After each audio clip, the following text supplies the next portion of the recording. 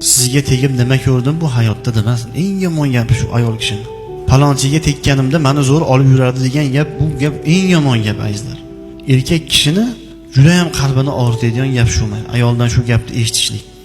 Palonchiga tekkanimda palon mashinalarda yurardim, palondaqa uylarda yurardim, u bo'ladi, bu bo'ladi. U seni rizqing, ey ayol, eshit.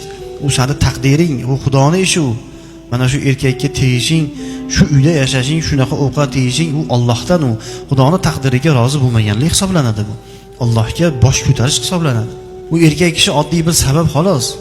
Shu erkak sababidan Xudo senga rizq beryapti. Xudo taqsim qilgan rizqqa norizolik bo'ladi.